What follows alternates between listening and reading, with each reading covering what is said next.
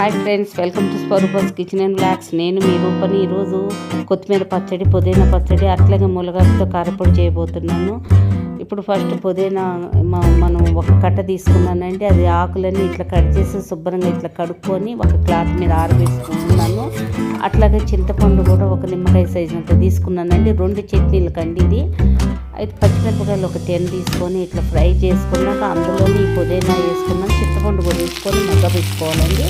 ఇప్పుడు ఇది మగ్గాక పక్కకు ఒక 2 మినిట్స్ తీసి పెట్టుకున్నాను. మంచిగా మగ్గాక ఇప్పుడు ఇది పక్కకు పెట్టుకున్నానండి. ఇప్పుడు ఇదే ప్యాన్లో ఒక 2 స్పూన్స్ ఆయిల్ వేసి అందులోకి పచ్చిమిరపకాయలు ఒక 10 వేసుకున్నాను. అంటే కారం తక్కువ ఉన్నాయండి అవి. ఇప్పుడు ఇందులో కొత్తిమీర ఒక కట్ట తీసుకున్నాను, పెద్ద కట్ట. దాంట్లో ఇది కొత్తిమీర కట్ చేసి శుభ్రం కట్ చేసి అందులో వేసానండి. ఇది కూడా మగ్గబెట్టుకున్నాక కొంచెం అంత చింతపండు వేసుకోవాలి. చూసారు కదా. ఇప్పుడు ఇది మగ్గాక ఇది పక్కకు పెట్టుకున్నానండి. ఫస్ట్ మన పుదీనా అవి ఉన్నాయి కదా, అవి ఒక మిక్సీ జార్లో ట్రాన్స్ఫర్ చేసుకున్నాను. అందులో వెల్లుల్లిపాయలు, జీలకర్ర, సాల్ట్ వేసుకొని మిక్సీ పట్టుకున్నానండి. చూసారుగా ఇంత మెత్తగా పట్టాలి. అలాగే ఇప్పుడు ఇదే జార్లో మనం కొత్తిమీర కూడా మనం ఫ్రై చేసాక అది కూడా వేసేసుకుంటున్నాను. ముందుగా చిన్న స్పూనుడేమో జీలకర్ర వేసానండి. అంటే ఇప్పుడు పుదీనా చట్నీ ఎట్లా చేస్తామో ఇది కూడా అంతేనండి, యాజ్ ఇట్ ఈజ్గా చేయటమే.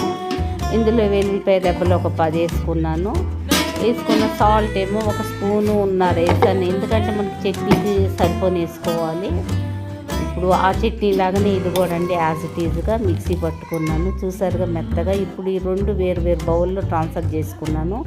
అట్లాగే ఇప్పుడు ములగాకు కూడా మనం కడిగి ఆరబెట్టుకోవాలి. ఆరబెట్టుకున్నాక ఇది 3 రోజులు అయ్యాక మంచిగా ఇది ఎండినట్టు అవుతుంది కదండి. ఆ పౌడర్ ఏం చేయాలి, స్టవ్ వెలిగించి మళ్ళీ ప్యాన్ పెట్టుకొని ఎండుమిరపకాయలు ఒక 10 తీసుకున్నాను. అందులోని ధనియాలు కూడా 2-3 స్పూన్లు తీసుకొని వేగాక ఈ ములగాకు పౌడర్ అందులో వేసుకొని ఇది కూడా వేగాలండి.